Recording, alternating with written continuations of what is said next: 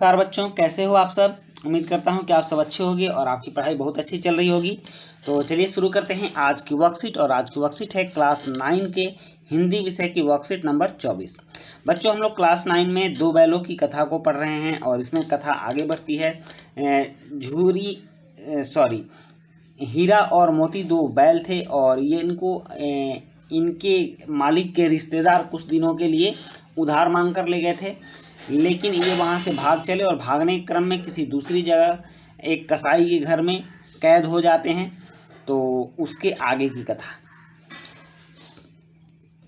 दोनों मित्र का जीवन में पहली बार ऐसा साबिका पड़ा कि सारा दिन बीत जाने पर भी उन्हें खाने के लिए एक तिनका भी नहीं मिला था।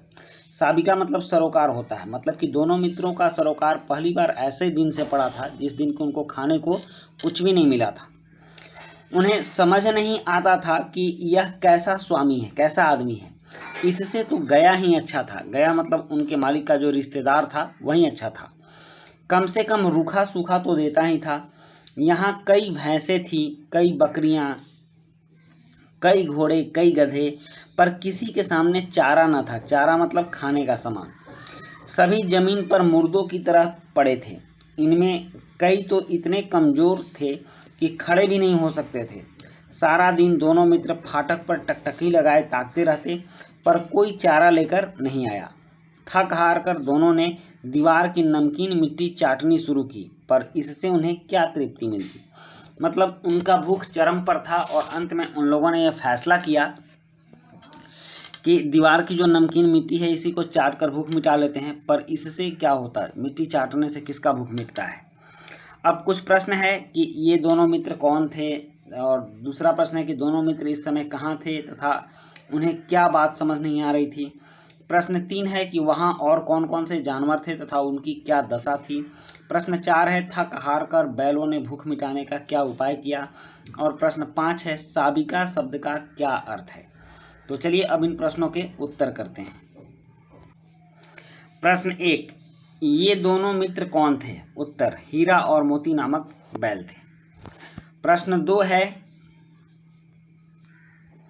कि दोनों मित्र इस समय कहाँ थे तथा यहाँ उन्हें क्या बात समझ नहीं आ रही थी। तो इसका उत्तर है कि दोनों मित्र इस समय एक कसाई के घर में कैद थे।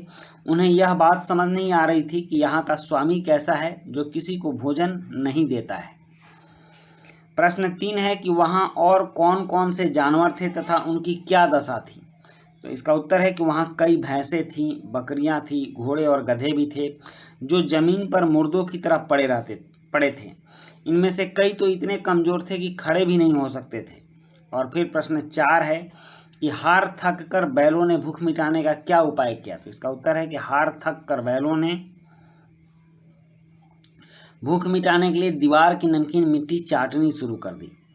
और नेक्स्ट है कि साबिका शब्द का क्या अर्थ है। तो इसका उत्तर है साबिका का अर्थ सरोकार होता है। तो बच्चों, ये थी आपकी आज की वर्कशीट और आज की वर्कशीट कंप्लीट होती है। वीडियो अच्छी लगी हो तो लाइक, सब्सक्राइब, कमेंट जरूर कीजिएगा। मिलते हैं नेक्स्ट वीडियो में। Thank you.